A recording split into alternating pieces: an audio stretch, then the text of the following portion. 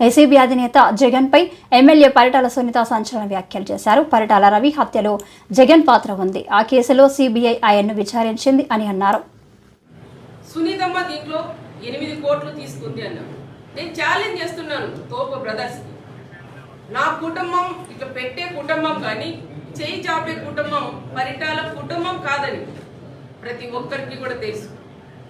నేను 8 కోట్లు నేను తీసుకుని నేను అన్ని ఆత్మసాక్షిగా చెప్పగలవా అని తోపు వాళ్ళని కూడా నేను అడుగుతున్నా. అది ఒక ఎత్తు, అది ఆ రకంగా రాజకీయంగా కూడా తీసుకోపోయినారు. దానికి నాకు ఎటువంటి సంబంధం లేదు.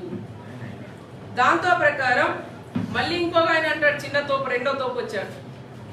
జేసీపీ నైట్ టైం వెళ్ళినప్పుడు మళ్ళా సునీతమ్మ ఏమన్నా జేసీపీ పంపించిందా మా ఇల్లు పగలు కొడతారని భయంతో ఆందోళన చెందుతాడారంటారు.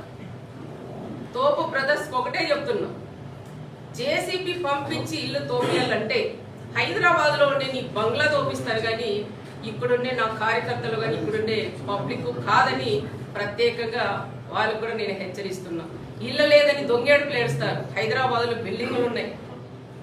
ఆ బిల్డింగులతో ఏమన్నా జేసీబీ సౌండ్ వింటే సునీతమ్మ ఏమన్నా పంపించిందేమో నువ్వు భయపడతావు కానీ ఇక్కడ ఉండే ప్రజలు ఎవరూ భయపడరు.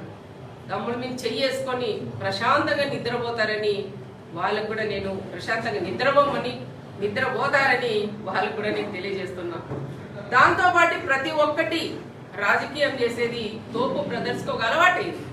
ప్రభుత్వం ఉన్నప్పుడు ఒక రకం చేస్తారు, గవర్నమెంట్ లేనప్పుడు ఇంకొక రకంగా తోపు వాళ్ళు ప్రజలందరినీ రెచ్చగొట్టేది మనం అందరికీ కూడా తెలుసు. నిన్న మొన్న ఏ మీటింగ్లు పెట్టినా ఏ ప్రెస్ మీట్లు పెట్టినా ఒకటే చెప్తా అంటారు, టీవీ బాంబు గురించి మాట్లాడతారు. టీవీ బాంబు గురించి మాట్లాడినప్పుడు కార్ బాంబు ఎందుకు గుర్తు రాలేదు ఆమెకి? ఇక్కడున్న మా అమాయకులైన ఒక ప్రెస్ సోదరులు అక్కడ దాదాపు 24 మందిని పొట్టను పెట్టుకునింది. అది మీరు కాదా? మరి ఇది మాట్లాడినప్పుడు అది ఎందుకు మాట్లాడలేకపోయినారని నేను కూడా వాళ్ళని అడుగుతున్నాను. దీనిలో మాట్లాడేకేమో ఏదో పరిటాల కుటుంబం వీళ్ళని ఇబ్బంది పెట్టి టీవీ బాంబు పెట్టి బలి చేసిందంటారు. మరి అక్కడ కారు బాంబు పెట్టింది ఎవరయ్యా? దాంట్లో కూడా మీరు ముగ్గురు కొద్ది రోజులు జైల్లో కూడా ఉండొచ్చినారు. ఒక్కసారి మీరు కూడా గుర్తు పెట్టుకున్నారు కూడా నేను తెలియజేస్తున్నాను. అదే కాకుండా ఎవరో ఒక ఆయన శుక్రవారం వస్తాడంట పరామర్శించేదానికి.